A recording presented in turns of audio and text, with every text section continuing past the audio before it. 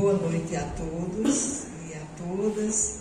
A gente começa agradecendo, né, a presença de vocês, registrando a alegria de receber o presidente da ACAFIL, o nosso querido César Sobreira, e o registro dos acadêmicos, José Severino, Hélio, a sua esposa, Socorro, Edivalda, Josué e o nosso palestrante Assis. Então, a ACACIL está a todos vocês de braços abertos para essa noite que eu tenho certeza será memorável. Memorável porque o palestrante era memorável. E agora nós estamos recebendo o educador Roberto Peixoto. Boa noite. Boa noite. Seja bem-vindo. Então, com a mesa já quase formada, eu gostaria de chamar a professora Edivalda, representando aqui o presidente, que pede as desculpas, mas que hoje ele não pôde estar aqui. Então, manda um abraço para todo mundo. E Edivalda vai, então, representá-lo. Josué, que vai apresentar... Não será filmagem. Josué, que vai apresentar o nosso palestrante, e o palestrante do dia, que vai apresentar o patrono, o nosso querido Assis Claudino. Então, com a palavra, a nossa vice-presidente, Edivalda Miranda.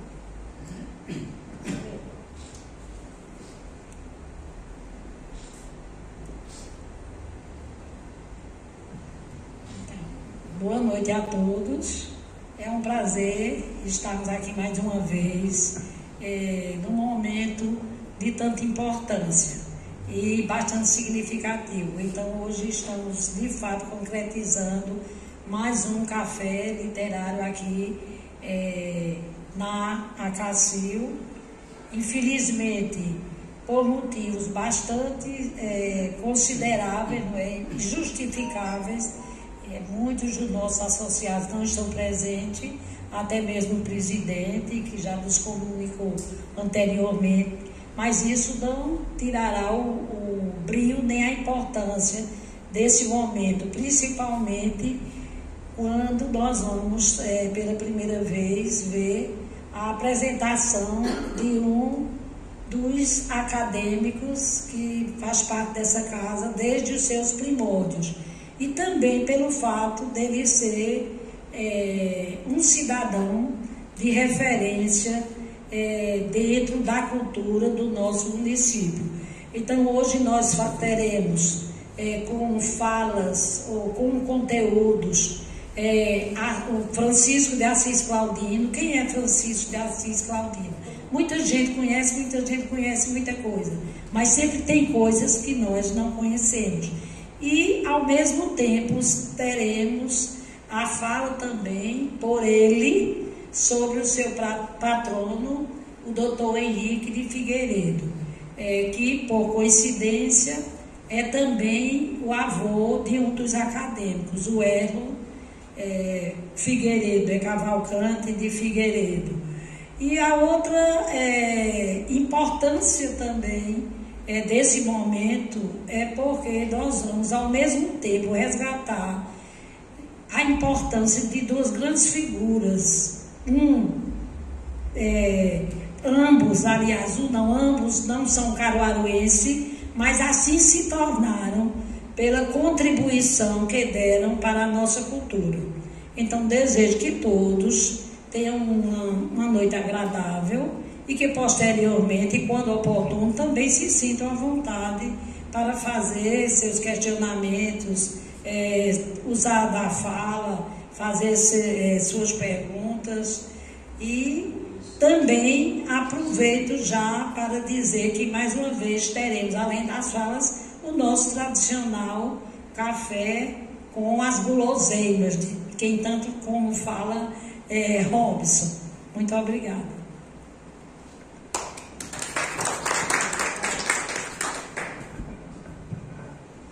Como já anunciado, agora Josué.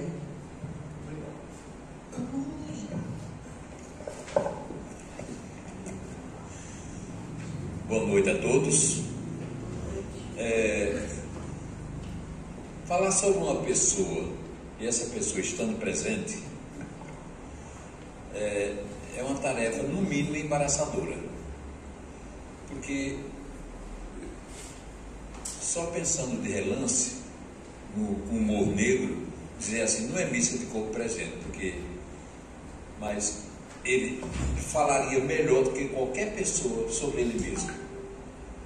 Mas, antes de ler o que a gente levantou sobre ele, fornecido por ele mesmo, quando a gente faz o currículo nosso, o resultado desse currículo, isso não é maldade de ninguém, né? Nem ruindade, é porque a nossa memória é seletiva. A gente seleciona sempre aquilo que gostaria de dizer para as outras pessoas o que somos nós, né? Agora, de Assis Claudino é mais seletiva ainda.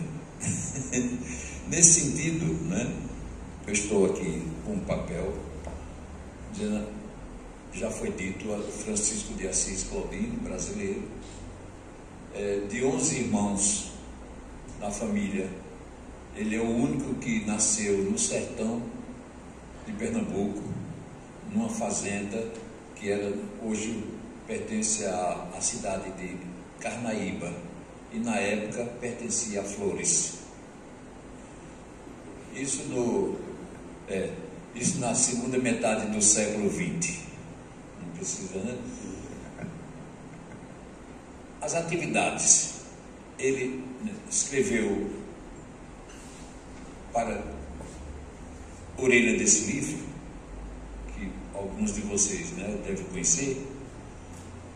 Ele resumiu de forma diferente do texto que hoje eu pego.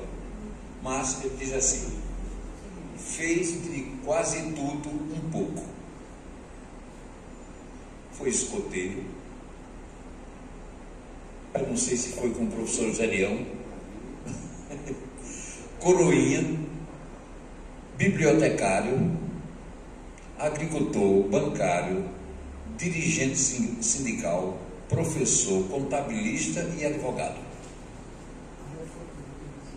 Atuou nos grêmios escolares, foi presidente da União dos Estudantes Secundaristas de Caruaru, UESC, e da antiga Associação Cultural de Caruaru, fundada ele e alguns amigos, que discutia sobre literatura, né?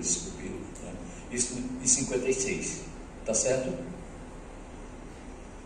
Participou da Associação Caruaruense de Imprensa, da fundação do Cineclube e do Sindicato dos Bancários, na seção Caruaru, do qual foi o seu primeiro secretário. Aí, ele, como bibliotecário, trabalhou 5 anos na Biblioteca Pública Municipal como funcionário da Prefeitura. Como agricultor, né, alguns anos na cidade de Flores. O bancário foi do Banorte, né, para quem é da nossa geração lembra do Banorte. E trabalhou em Belo Jardim, convidado, e foi gerente da Cooperativa de Crédito Agropecuário. Foi auxiliar e contador advogado da Rodoviária Caruaruense, onde trabalhou durante 15 anos. Trabalhou também numa empresa de mercado de capital, foi na Escola Técnica, né, do Comércio 7 de Setembro, professor também no ginásio Doninho e também no Colégio Santinês.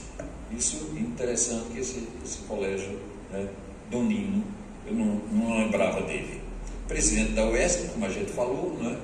Associação Comercial, as datas estão para só pegar a data. Fez vestibular, ele estava preocupado porque ele fez escondido o vestibular. Ele estava tão envergonhado que, se ele não passasse, ninguém sabia que ele tinha participado. Ele hoje relatou para mim, né? É por isso que a memória dele é seletiva. Ele não disse, não colocou isso aqui. Ficou procurando entre os 600 aprovados no curso de Ciências Sociais na FAFICA, de baixo para cima. e depois, desencantado, encontrou ele no primeiro lugar, né? Porque a redação foi, né, que o colocou em primeiro lugar no concurso. Fez também, né, e agora, né, como colaborador da imprensa em Caruaru, desde os anos 50, fez vários, né, provocou comentários de vários autores importantes sobre a obra dele. Então, O Monstro Sagrado e o Amarelinho Comunista, né, esse livro editado no Rio de Janeiro. Também tem A Mãe que Pariu o Senador, são 26 crônicas editadas na Caruaru Hoje, de Souza Pepeu, no jornal Vanguarda e no jornal Rural, né? Também tem crônicas editadas na revista da Fafica, Interface de Saberes, onde editou, né, uma crônica sobre, assim, Hélio Florencio editou o livro e apareceu alguns erros na grafia. Aí ele diz que todos os autores cometem equívocos, às vezes o autor, mas às vezes a gráfica. Isso é importante saber. Então, para concluir, quem escreveu sobre Assis Claudino? Hoje a gente viu na internet umas centenas de vezes o nome dele aparece em vários momentos, né? Mas no livro História das Ciências Sociais no Brasil, no volume 1, Sérgio Miceli escreveu sobre Assis Claudino, sobre o trabalho dele, O Monstro Sagrado. Depois Edson Nery da Fonseca, quando escreveu sobre Gilberto Freire. Nelson Werneck Sodré, quando escreveu A Ofensa Reacionária em 2002, também citou Assis Claudino. Manuel Corrêa de Andrade, Os Grandes Desafios do Século, utilizou-se também das obras de Assis Claudino para ilustrar o trabalho dele. Etel Valvon, Gilberto Freire em 4 Mansos, também citou. Silva Cortez, você falou, não foi há pouco, né? Então, e fez o livro, esse livro aqui, o prefácio, quem fez foi o Valdênio Porto. Valdênio Porto. E Quermorges Dias também colocou uma crônica dele no livro que eu e José Lucas, a gente montou aquele livro. E o último trabalho, né, Erinaldo Cavalcante, A Ditadura Militar no Brasil, foi editado em 2017, dedica várias passagens da história de Assis Claudino aqui em Caruaru, quando ele era cronista, né, de um pseudônimo, né, que ele começou assim também. Aí uma nota complementar. Em fevereiro de 56, o acadêmico foi detido pelo Exército, na companhia de quatro conhecidos aqui de Caruaru. Passou 6 dias presos, incomunicável, na detenção da Secretaria de Segurança Pública do Estado, acusado de participação em atividades subversivas. Logo depois do golpe de 64, voltou a ser detido várias vezes. Na última, teve prisão preventiva decretada por 75 dias, 2 meses e meio, no quartel de Socorro, em Jaboatão. Em liberdade, continuou sendo processado pelo Exército até ser levado a julgamento na auditoria militar e absolvido em outubro de 1967. Né? Então, assim, um recorte pequeno de quem é Assis Claudino, porque ele, como nós, somos frutos da nossa época. Eu acho que os acontecimentos dos anos 50, de que ele esteve muito envolvido, e os anos 60, forjou o Assis Claudino que hoje a gente conhece. Eu acho que passa a palavra a ele, para ele defender, para ele conversar sobre o doutor Figueiredo. Tá certo?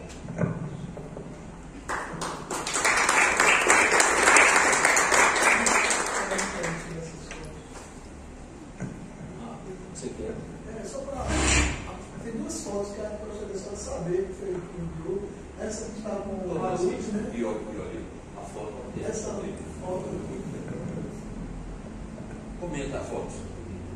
Essa foto foi no lançamento desse livro, né? Malude, na mesma época, no mesmo instante, né? Ela publicou o livro e o lançamento que eu fiz, que eu escrevi. Então nem lembro da data, me esqueci da data. E a outra é essa. Isso aí é uma conversa entre amigos, né? Dois acadêmicos que já faleceram, infelizmente, né? Ataí Porto e a Gemini Pascoal. Né? Pode continuar e eu coloco as fotos aqui.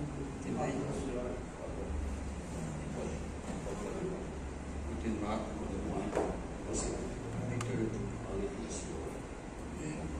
O meu acho que é o Altair Porto.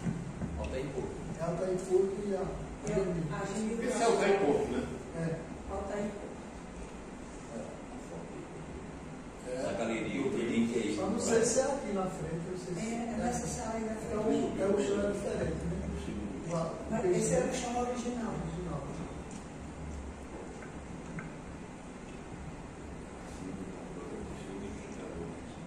Bem, eu agradeço a referência elogiosa que foi feita à minha pessoa e fiquei até surpreso, né? Porque eu achava acho que o homenageado da noite seria Dr. Henrique de Figueiredo, e é Dr. Henrique de Figueiredo. Então eu vou ler o trabalho que fez sobre o Dr. Henrique de Figueiredo, que, por sinal, foi o trabalho que me deu mais trabalho. Porque a vida de Dr. Henrique é muito difícil, né? Pouco conhecida, pouca coisa se conhece da vida dele, né? Então, para falar de Dr. Henrique, eu tive que envolvê-lo com acontecimentos da época e com o relacionamento que ele teve com algumas pessoas. Tanto assim que o título do trabalho é Henrique de Figueiredo e o seu tempo. Henrique de Figueiredo, com licença.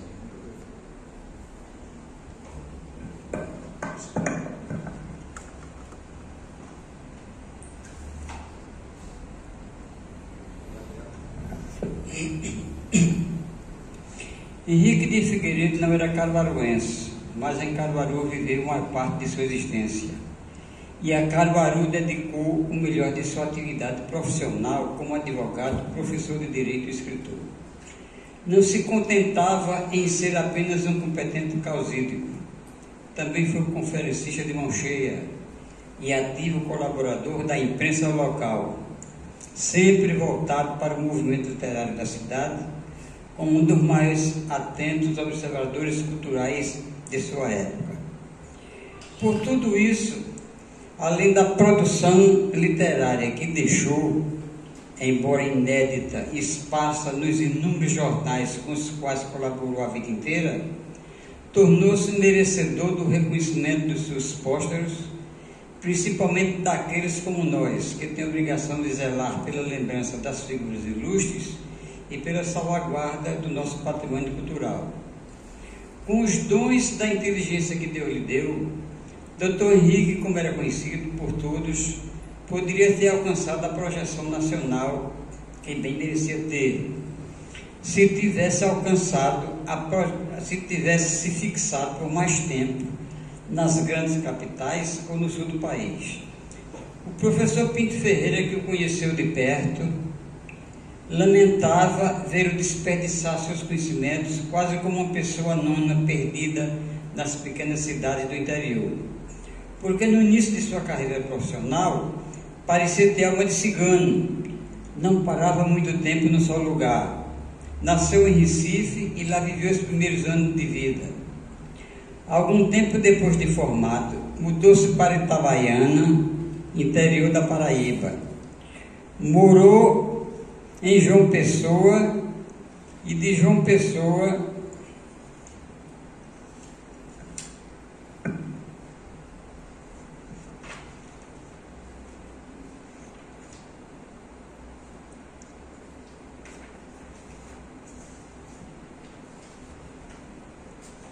e de João Pessoa transferiu-se para Bonito, em Pernambuco. De Bonito passou para Olinda, de Olinda novamente para Bonito. Viveu um tempo em Belo Jardim, voltou para Recife, esteve durante uns poucos anos no Rio de Janeiro, voltou para o Recife, de novo para Bonito, e por último de Bonito para Caruaru, onde terminou fixando residência definitiva. Por onde passou, Dr. Henrique sempre colaborou com a imprensa local, onde havia imprensa, claro. Em Itabaiana criou um jornalzinho que durou pouco. Na capital paraibana, antes de 1930, fundou um jornal de oposição aos donos do poder, que foi fechado na marra pelos esbirros do atrabiliário governador João Pessoa. Em Recife chegou a ser redator do Diário de Pernambuco, e em Caruaru, segundo o levantamento feito por Bertino Silva e apresentado em conferência pronunciada na Câmara de Vereadores dessa cidade, Dr. Henrique começou ainda jovem colaborando com o jornal 5 de Novembro, do Coronel João Guilherme. Depois, com o tempo, escreveu para a Voz de Caruaru, Folha do Sertão, o Caruaruense, Caruaru Jornal, Jornal de Caruaru, Jornal do Agreste, Vanguarda e mais alguns, assim como para revistas Aru, Cabocla e Revista do Agreste. Henrique de Figueiredo nasceu no dia 9 de julho de 1889 em Recife e faleceu na cidade de Caruaru em consequência de um câncer de próstata em 7 de março de 1965, perto de completar 76 anos de idade. Aos 13 anos ficou órfão de mãe e aos 17 perdeu o pai. Ainda adolescente, como conta em seu livro de memórias, envolveu-se com 2 casos amorosos que marcaram para sempre o resto de sua vida. Entre os 13 e 14 anos, apaixonou-se por uma garota de sua idade e aos 16 por uma chamada coroa de 35 anos, cujos relacionamentos sentimentais foram energicamente combatidos pelo pai e por uma tia que vivia com eles na época. Segundo informação de seus familiares, embora sem a devida comprovação documental, já órfão de pai e de mãe, porém ainda estudante universitário, teria casado às escondidas com uma belíssima senhorinha da alta sociedade recifense de então. Muito rica e um pouco mais velha do que ele, atendia pelo nome de Sebastiana Lucena, mais conhecida entre os íntimos por Mocinha, filha do barão de Lucena e afilhada do barão de Limoeiro. Em virtude de restrições preconceituosas, muito comuns em seu tempo, alimentados pela família da namorada, por ser ele um pobre rapaz de linhagem não aristocrática, casaram-se escondidamente na mansão do padrinho da jovem, barão de Limoeiro, naturalmente com seu apoio e proteção, uma vez que os irmãos da jovem andaram planejando mandar matar Henrique. Logo mais, porém, fizeram as pazes e alguns anos depois do casal mudou-se para Itabaiana, no estado da Paraíba. Seu primeiro casamento durou pouco tempo. Em 1918, Sebastiana Lucena morreu sem deixar filhos, vítima da gripe espanhola, surgida na primavera daquele ano e considerada uma das piores epidemias da história da humanidade. Para se ter uma ideia da noção devastadora dessa praga, basta considerar que enquanto a Primeira Guerra Mundial, segundo o historiador Pio Brisso, matou 20 milhões de pessoas em 4 anos, a gripe espanhola matou 21 milhões só nos seus primeiros 4 meses, estimando-se que o total de mortos no período de sua duração tinha atingido a cifra de quase 100 milhões de pessoas.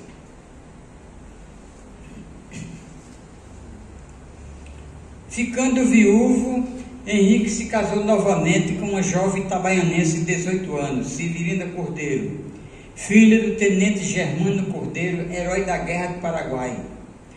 Foi dessa segunda união matrimonial que nasceram todos os seus 9 filhos, 5 mulheres e 4 homens, dos quais sobreviveram somente 6, destacando-se entre os sobreviventes o artista plástico Romero de Figueiredo.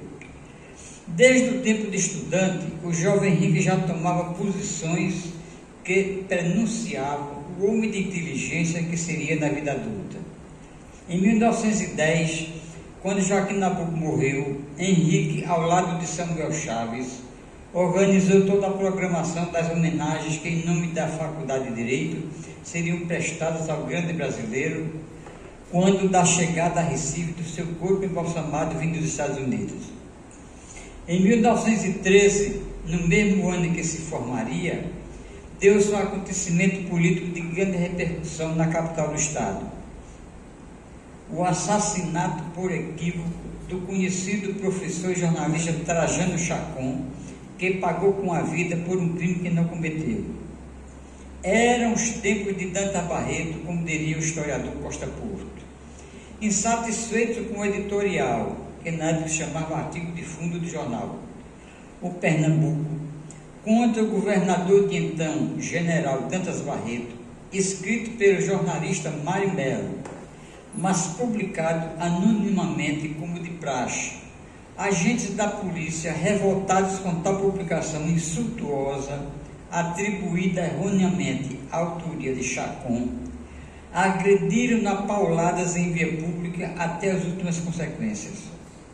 A morte de Chacon foi considerada um dos mais famosos crimes políticos do Estado, e o sepultamento do jornalista, um dos mais concorridos na história de Recife, com manifestações de repúdio por parte de representantes de todas as classes sociais. Quem, nesse momento de profunda consternação, representando os estudantes da Faculdade de Direito, e em nome deles falou, protestando contra a arbitrariedade da polícia de então? O bacharel Henrique de Figueiredo. Henrique foi o laureado de sua turma e escolhido orador oficial da colação de grau. Como prêmio pela competência, patrocinado pela escola, ganhou uma viagem de passeio à Europa que não chegou a realizar por conveniência própria. Cedeu as passagens do passeio e o direito de hospedagem em vários países por 5 contos de réis, o que na época representava uma boa dinheirama. Também quando ainda estudante, Henrique, se não foi a primeira pessoa, com certeza foi uma das primeiras do Brasil a se manifestar ostensivamente por meio de passeatas de protesto contra a atuação indiscriminada dos rábulas. Que rábulas? Pessoas que trabalhavam como advogados sem serem formados em advocacia. E que até 1930, quando foi criada a OAB, se espalhavam de norte a sul do país, não apenas por falta de bacharéis ou por insuficiência de escolas superiores em toda parte, pois mesmo no Rio de Janeiro, ainda capital federal, e na época o mais desenvolvido centro cultural brasileiro, os rábulas pontificavam as pampas. É bom lembrar que nem todos eles eram ignorantes de tudo em qualquer conhecimento jurídico. Alguns até davam de 10 a 0 em muito doutorzinho formado metido a besta. Evaristo de Moraes, por exemplo, um dos mais famosos rábulas do Brasil, por volta de 1915, no auge de sua carreira profissional,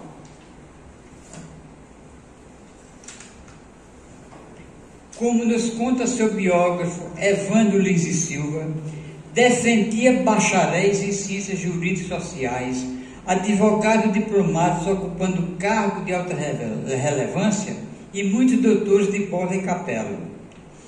Mas Henrique, para valorizar o esforço de quem estudava para se formar e lutava tanto para dignificar a profissão que escolheu, achava que era um desprestígio para a classe dos advogados formados terem como concorrentes advogados que nunca frequentavam a escola superior, fossem competentes ou não.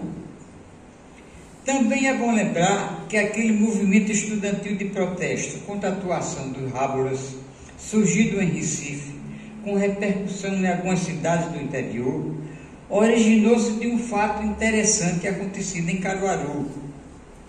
Segundo Nelson Barbalho, o coronel Juvencio Maris, um dos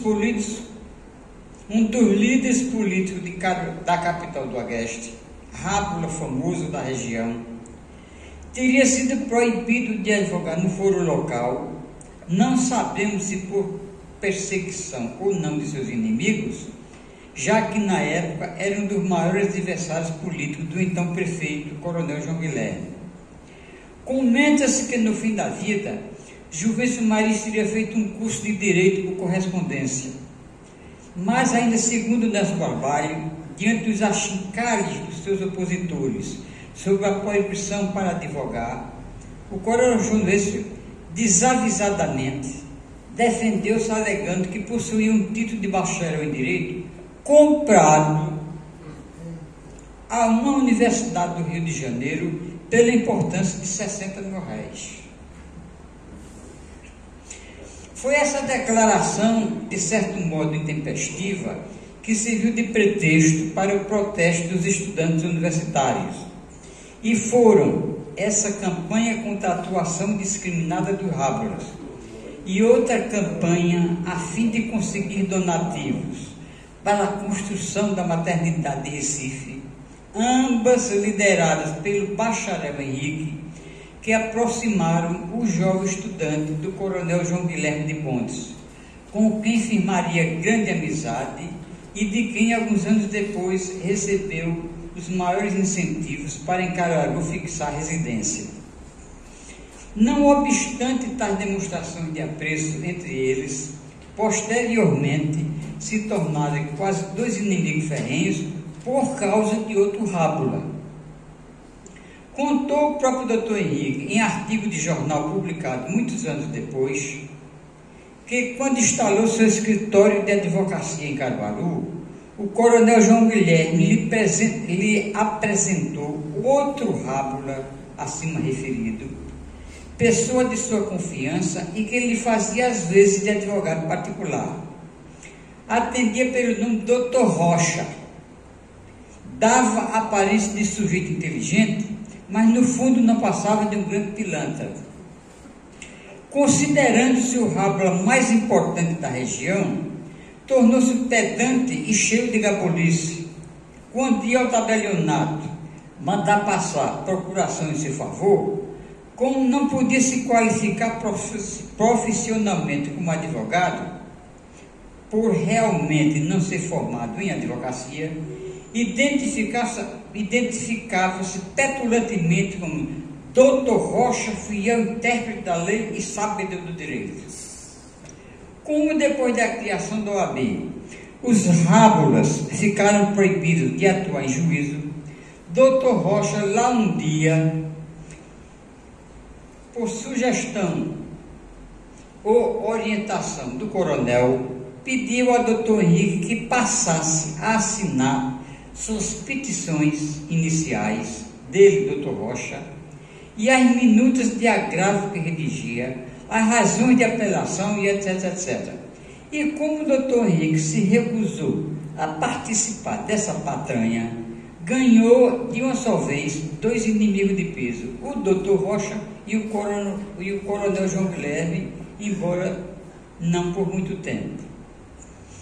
Apesar de ser contra a profissionalização dos Rábulas, e apesar de, quando ainda estudante, ter organizado e dirigido um movimento de protesto contra eles, nada impediu que, paradoxalmente, da convivência com outro Rábula que de repente surgiu em Caruaru, nascesse uma respeitosa amizade que duraria anos, mesmo quando se distanciaram um do outro. Trata-se de João Café Filho, pessoa tão simples e modesta que ninguém imaginava um dia chegar à presidência da República numa das fases mais conturbadas do país. Café Filho nasceu no Rio Grande do Norte, estudou em vários educandários de Natal, mas ele mesmo confessa em suas memórias que depois de certo tempo teve uma vida estudantil completamente desorganizada. Apesar de ter frequentado uma academia de ciências jurídicas e comerciais do Recife e uma escola de engenharia, jamais conseguiu diplomar-se. Não era uma pessoa leiga em tudo em matéria de conhecimentos gerais.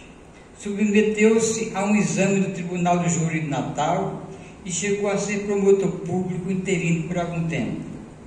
Ao longo de sua vida, foi de tudo um pouco, envolvendo-se com o esporte, a justiça, o sindicalismo, os jornalismos e a política. Quase tudo ao mesmo tempo, até chegar à mais alta magistratura do país,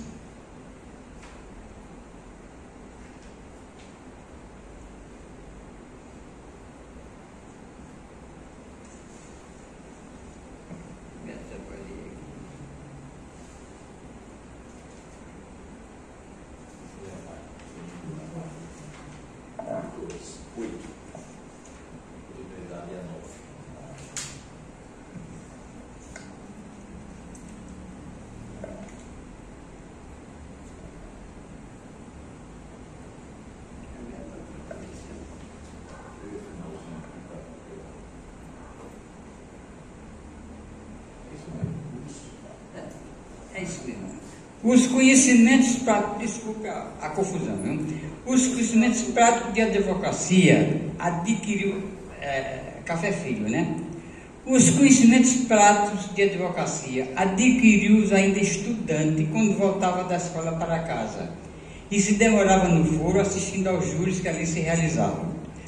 Tornou-se íntimo de todo mundo e um dia, diante de um réu que não tinha advogado para defendê-lo, convidaram-no para patrocinar sua causa. Aceitou o desafio e defendeu tão bem o réu que conseguiu absolvê-lo. Tinha 17 anos de idade. Acabava de nascer o Rábula, que seria considerado um dos maiores do Nordeste. Anos depois, envolvendo-se com o movimento sindical e por causa de uma greve de operários que comandou, foi duramente perseguido e fugiu para o Recife. Com dificuldade para sobreviver na capital pernambucana, foi parar em Bezerros e trabalhar como secretário da prefeitura, onde conciliava as funções de funcionário público com as atividades de Rábula na região. De sua longa atuação na área da justiça, Café Filho guardou para sempre na memória a lembrança de 2 casos excepcionais. Na cidade de Itaipu, defendeu gratuitamente 2 réus que, pela natureza escabrosa do crime que cometeram, não encontraram quem se dispusesse a defendê-los. Era o caso de um pai pobre e miserável que, ficando viúvo, amigou-se com a própria filha, que inesperadamente lhe deu um filho. Quando a criança nasceu, mataram-na para esconder da sociedade o escândalo e as consequências que adviriam dessa relação incestuosa. Café Filho defendeu-os gratuitamente e, para a surpresa de todos, conseguiu absolvê-los também. O outro caso aconteceu exatamente em Caruaru, na comarca de Caruaru, onde Café Filho defendeu um sujeito que matou de tucaia, atirando pelas costas sem a menor chance de defesa, um soldado de polícia cupincha do poderoso coronel João Guilherme. O criminoso tinha 9 filhos, dentro de casa, morrendo de fome. Quando um fazendeiro, seu vizinho, que tinha sido ofendido pelo tal policial, ofereceu-lhe 100 mil réis para matar o ofensor. O mandante do crime pagou adiantadamente metade do preço combinado. Fugiu sem efetuar o restante do pagamento, abandonando o pobre diabo à sua própria sorte. Preso logo depois, sua condenação era tida como favas contadas, pois além de o crime ter sido cometido com vários agravantes, motivo fútil, covardemente, sem chance de defesa, a vítima era um protegido do coronel dono da cidade, pois mesmo com tais desvantagens, Café Filho conseguiu absolver o réu. O mais interessante em tudo isto é que Café Filho já conhecia Caruaru de muito tempo atrás. Acredito que ninguém sabe disso. Quando ainda jovem, é pena que não tenha feito referência à data exata. Trouxe de Natal, sua cidade natal, o time de futebol que ele mesmo dirigia na época para disputar uma partida com o time da Princesa do Agreste. Sua equipe sofreu uma derrota tão desmoralizante que ele saiu da cidade das pressas morto de vergonha. Foi na época em que Café Filho morava em Bezerros e Doutor Henrique em Bonito. E nas idas e vindas entre Caruaru e aquelas duas cidades para demandas judiciais, que eles se conheceram, nascendo entre os dois uma respeitosa amizade que duraria anos, ainda que com o tempo ambos tenham tomado destinos tão diversos. Da convivência íntima entre os dois, pouco se sabe. Doutor Henrique continuou sua peregrinação, sempre inconstante, vivendo numa cidade e noutra, sem destino certo. Café Filho, em 1925, voltou para Recife, onde atuou como jornalista há alguns anos. Mudou-se para o Rio de Janeiro, participou da Revolução de 30, do movimento político de 35, esteve exilado na Argentina, voltou para o Brasil depois da queda do Estado Novo, elegeu-se deputado federal, vice-presidente da República e, com o concílio de Getúlio, assumiu a presidência do país. O nome de Café Filho é lembrado nessas notas biográficas, até com certo destaque, por dois motivos muito simples. Primeiro, por ele ter conhecido quando Rábula, um advogado que combatia a profissionalização do Rábulas, e dele ter se tornado grande amigo. E depois, pelo fato curioso de Café Filho ter sido o único presidente do Brasil que, antes de ser presidente, trouxe um time de futebol de sua terra para jogar em Caruaru, e que, quando adulto, residiu pertinho de Caruaru, esteve muitas vezes em Caruaru, prestou serviços profissionais em Caruaru e com os caruaruenses conviveu durante anos. Café Filho foi presidente do país e fez história, mas, ao que parece, não existe nenhum marco histórico de sua passagem pela cidade de Caruaru. Com o doutor Henrique foi um pouco diferente. Em dezembro de 1996, o então prefeito José Queiroz mandou colocar uma placa comemorativa na casa 123 da Rua da Matriz, onde nosso advogado residiu por muitos anos. E no governo municipal de Anastácio Rodrigues, não sabemos de quem a iniciativa, a Câmara de Vereadores aprovou a lei número 2774, de 18 de julho de 1972, criando a denominação de Rua Henrique de Figueiredo, a ser colocada numa nova artéria que surgisse na cidade. Mas não existe em Caruaru nenhuma rua com o nome de Doutor Henrique, e até hoje, março de 2025, há exatos 53 anos, a alma de Doutor Henrique espera pelo cumprimento dessa homenagem. Ainda está esperando, né?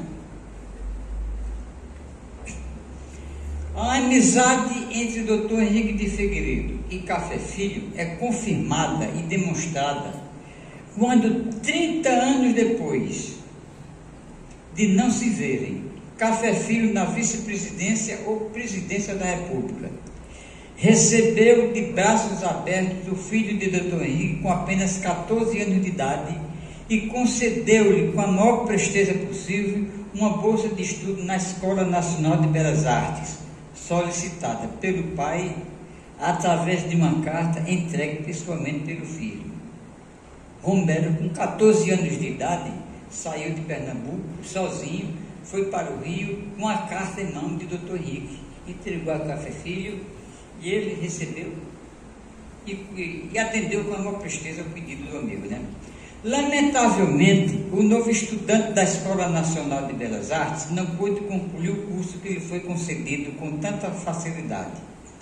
Mas nada o impediu de continuar durante toda a sua vida se dedicando à pintura, mesmo quando, por força das circunstâncias, sentia-se obrigado a exercer diferentes atividades profissionais. Depois de aderir ao movimento socialista, desde o início dos anos 50, Romero de Figueiredo trabalhou em vários jornais de esquerda no sul do país. Foi secretário particular de Carlos Prestes, em São Paulo, e em Pernambuco participou do governo de Arraes como delegado sindical na cidade de Barreiros. Com o golpe militar de março de 64, foi obrigado a se isolar da família e voltar para o Rio de Janeiro para evitar ser preso. Mesmo assim, teve seus direitos políticos cassados, foi processado, julgado à revelia e condenado a 4 anos de prisão. No Rio de Janeiro, para sobreviver, conseguiu uma carteira profissional falsa e trabalhar na revista Manchete, com outro nome, durante vários anos. Dr. Henrique, diferentemente da mocidade, quando como líder estudantil organizou movimentos de protesto, tornou-se na maturidade até meio arredio, não participava de clubes sociais, da maçonaria, do Rotary, do Lions Club, nem de qualquer movimento para a construção de obras sociais, clubes de entretenimento, casa de saúde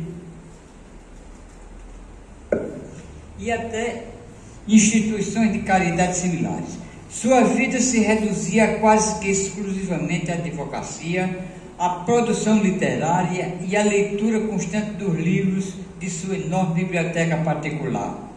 Enquanto viveu em Caruaru, talvez não teve participação ativa na política partidária, mas lá um dia, depois da administração municipal de Abel Menezes, decidiu se candidatar a vereador. Não participou de comícios políticos como era de praxe, nem fez a mínima propaganda eleitoral. Escreveu apenas um artigo no jornal comunicando aos eleitores que era candidato a vereador, prometendo-se eleito, defendendo na Câmara os interesses dos camponeses e dedicar sua atenção aos problemas da Rua Preta, que na época era conhecida como Território Independente da Rua Preta. É claro que não foi eleito. Aparentemente insensível aos problemas sociais, Dr. Henrique sofreu na pele, porém, os vexames da perseguição política reacionária, quando viu o filho fugir para evitar o pior, sem ao menos dele se despedir. Embora doente e alquebrado pelos anos, passou a ser observado pelo Exército, intimado a comparecer ao quartel da 22 CRs e humilhantemente pressionado a revelar o que não sabia, o paradeiro do próprio filho. Um ano depois, Dr. Henrique faleceu sem que tivesse havido oportunidade de pai e filho se encontrarem. O que é surpreendente nessa história em comum é que uns 20 anos depois do golpe militar que separou pai e filho, a missão de entregar à sociedade um país redemocratizado coube ao general João Batista de Figueiredo, por ironia do destino, um primo de Dr. Henrique. Da família Figueiredo, originária de Linhares, em Portugal, destacaram-se muitas pessoas importantes, escritores, médicos, militares, artistas, políticos e autoridades religiosas, como o bispo D. Antônio de Figueiredo, amigo do padre Marcelo Rossi. Talvez o mais importante de todos eles tenha sido o pintor paraibano Pedro Américo, cujo nome completo era Pedro Américo de Figueiredo e Melo. De levantamento histórico feito pela família, embora sem a devida precisão documental, consta que dos antepassados de Dr. Henrique, 2 irmãos portugueses vieram para o Brasil no início do século XIX. O primeiro, José Joaquim de Figueiredo, estabeleceu-se em Pernambuco. Dele originou-se José Joaquim de Figueiredo, nascido em 1838, pai de Dr. Henrique. O outro, João Batista Oliveira de Figueiredo, estabeleceu-se em São Paulo. Dele nasceu o general Euclides de Figueiredo, figura lendária na história paulistana, pois foi chefe militar da Revolução Constitucionalista de 1932. Embora antes tivesse sido convidado por Oswaldo Aranha, Euclides se recusou a tomar parte na Revolução de 30 e se opôs a Getúlio Vargas. Com o fracasso da Revolução Constitucionalista de 32, Euclides se exilou em vários países até ser anistiado em 1934. Mas depois de 1937, passou vários anos na prisão, acusado justamente de ter dado apoio ao levante integralista daquele ano, comandado por Plínio Sagrado. Por Plínio Sagrado, integralista daquele ano, movimento. Libertado em 1942, passou a conspirar contra a ditadura de Getúlio e em 1946, depois da redemocratização do país, foi eleito deputado federal.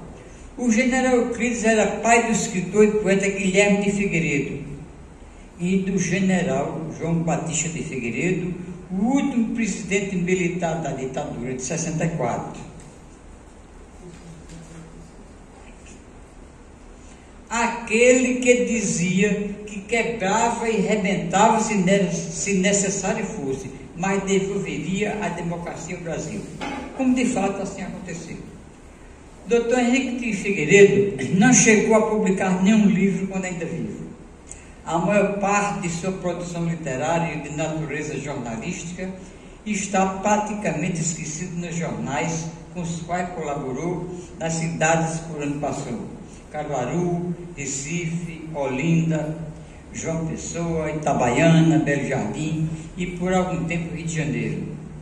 Além dessa obra esparsa, deixou também inéditos alguns pequenos estudos: Bonito Terra Encantada, Seu Cláudio de Bezerros, Festa da Piaca, A Barriguda do Coronel João Roberto, e duas obras maiores: o romance Seu Quincas do Azevém e Memórias de um Babaquara. De um livro que ele mesmo anunciou estar escrevendo, com o título de Crimes e Criminosos de Caruaru, nada se encontrou até hoje.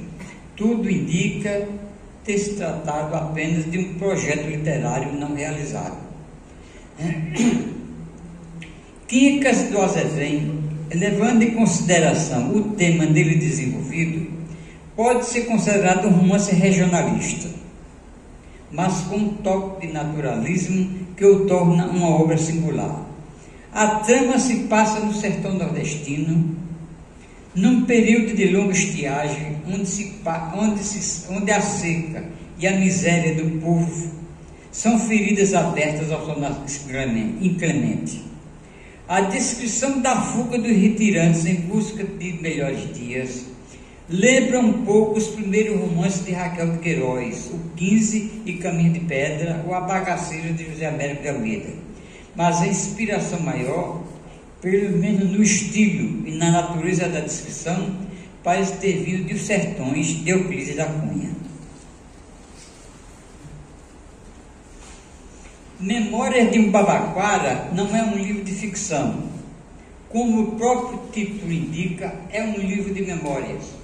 O que se lamenta neste livro é que o autor tenha limitado o assunto objeto da narração à lembrança apenas do tempo de sua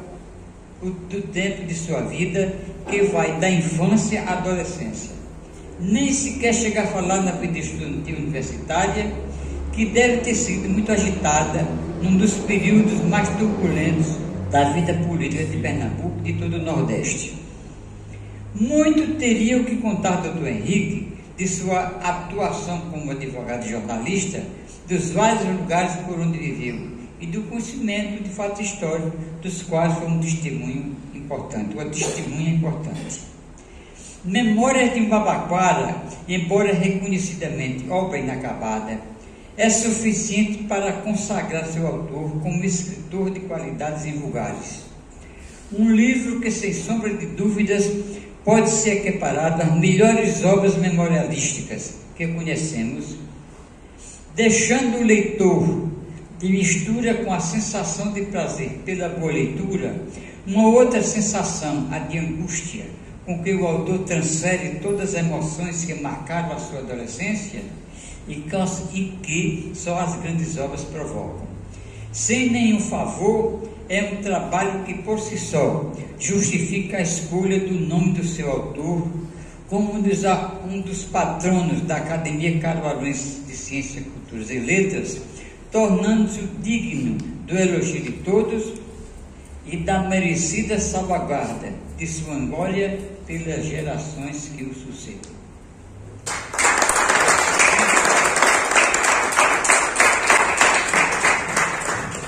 Eu queria que ele acrescentasse. Diz que o Figueiredo Henrique não editou nenhum livro. E esse, quem foi que editou?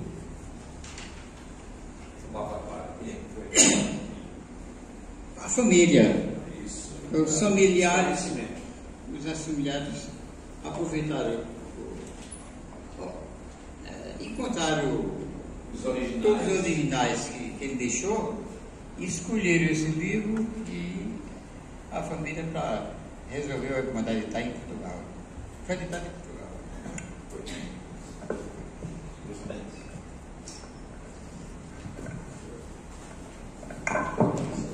Minha gente, eu achei impactante. Impactante a fala de Assis. E eu, particularmente, não esperava menos. Ele é isso e muito mais. É Veridiano, que está presente. Obrigada, Veridiano. Severino, nosso acadêmico, chegou. Veridiano, não sei se você há de concordar comigo, mas o que foi que eu admirei na fala de... Eu vou começar provocando, porque depois tem um espaço aberto para vocês perguntarem, falarem, intervirem. E a fala de Robson apresentando a programação da ACACIL, viu? Mas, vamos lá o que eu ia dizendo. Eu não sei se você concorda comigo. Mas o que foi que eu observei de riqueza nessa narração histórica? Porque foi uma narração histórica. Foi como ele trabalhou magnificamente o jogo da diacronia e da sincronia ao fazer essa relação entre os fatos no tempo, sociologicamente, politicamente, e além de trabalhar o tempo, trabalhar esses fatos, e não apenas a biografia do nasceu, cresceu, estudou e morreu. Então, ele usou a pequena escala, o jogo da pequena escala de Ravel, trabalhando a biografia, mas enriquecendo essa biografia com a relação com os fatos do tempo.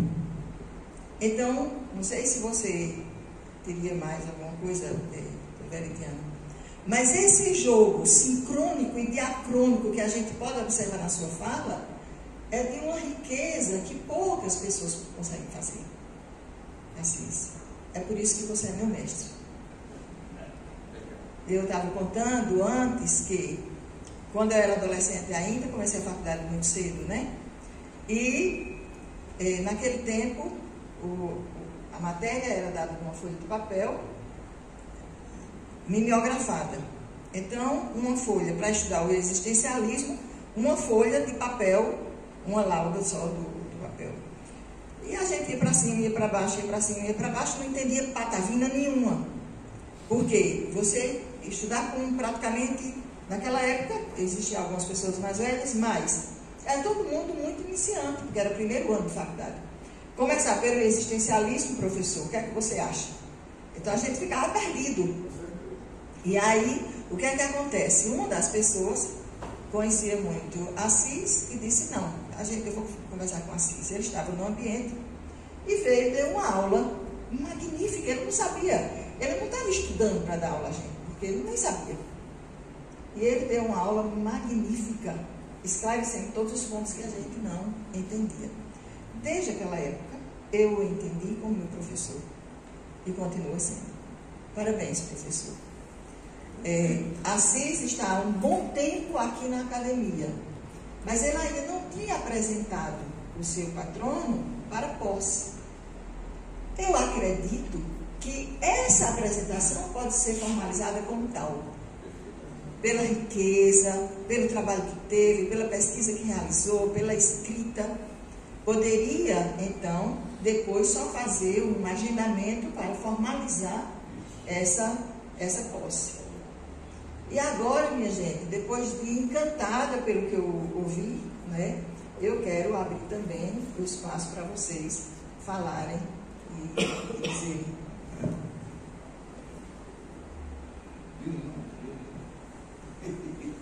Sim, uma pergunta, Cici. Eu escrevi um textozinho sobre uma biografia do Juvencio Maris. Eu encontrei o documento quando ele comprou o título de advogado para esconder que era Rábula na Universidade do Rio de Janeiro. Você informou até o valor. Onde é que tu pegasse esse valor? Eu não tenho esse valor. Podia me indicar onde é que tu pegasse esse valor? No livro de Nelson Navarro. No livro de Nelson tu dá esse valor? No livro de Nelson Navarro, né? Lembra o livro? Qual é o título? Não. Não. Depois tu me pede, tu faz um contato pela internet, de vez em quando, me manda essa página que fala esse valor aí do Juvencio.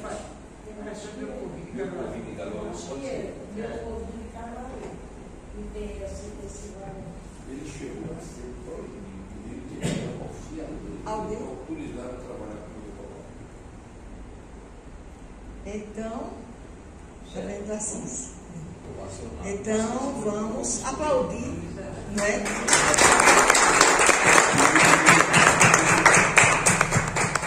E aí eu passo a palavra para Robson, que vai fazer a apresentação da programação da CACIL. A gente já está na 10ª edição de hoje, já é o 3º ano, então a gente, eu e Edivaldo, a gente está vendo justamente tanto a série a gente já venceu a série dos fundadores, já fizemos aqui em 2023, 2024, alguns acadêmicos e alguns patronos. E aí a gente está seguindo agora, dando um foco muito grande aí nos acadêmicos, embora apareça patronos, mas a gente ficou preocupado justamente com aqueles acadêmicos de mais idade. Porque a gente, por exemplo, tinha colocado no passado Darley se foi, tínhamos colocado recentemente, qual foi? Foi Garcia, que partiu agora há pouco, Garcia, né? Então a gente está querendo fazer homenagem a essas ilustres acadêmicas pela questão da idade. Então, próximo em maio, quando teremos aqui a palestra também de Hélio Florencio, nós teremos em 13 de maio a homenagem a Aguinaldo Fagundes. Depois, em julho, o mestre Vitalino. E o mestre Vitalino, a gente vai solicitar a presença da nossa querida Arari Marrocos. Em setembro, o professor José Florencio Souza Leão, que estará aqui fazendo a homenagem a ele. Em novembro, o Monsenhor Bernardino, que é Carlos Toscano, né? Eu não lembro agora, Edivaldo, quem é o professor José Florencio Souza Leão. Eu acho que é Gorete, né? Não é isso que Gorete que a gente vai chamar, não é isso não? Não? Eu não lembro agora. Qual é o acadêmico? Me deu um branco agora. Bom, aí no ano que vem, Pascoal Carlos Magno, novamente a gente vai trazer aqui essa referência. Professor Vicente da Silva Monteiro, no ano que vem. Darley Ferreira, Godofredo Medeiros de Albuquerque. E em novembro, Valdemiro Baldino, né, Ferreira. Lembrando, Godofredo é a professora, não é isso? Professora. E não, ele é o patrono da professora que ocupa a cadeira, é Edivalda. E em novembro é Valdemiro, que ocupa a cadeira Josué, que são os próximos octogenários. Porque, lembrei, Dilma, em 16 de setembro deste ano, nós vamos trazer aqui a presença de Dilma, que já é octogenária, ela já está com 81, vai para 82. Então, nós estamos querendo dar então essa ênfase a esses acadêmicos que já ocupam a cadeira há bastante tempo, e a gente tem esse ano e no outro esses octogenários, respeitosamente falando. Edivaldo não gosta que fale do octogenário, mas o ano que vem é o ano deles. E assim, a gente vai para a foto, faz a foto aqui e vai para o café.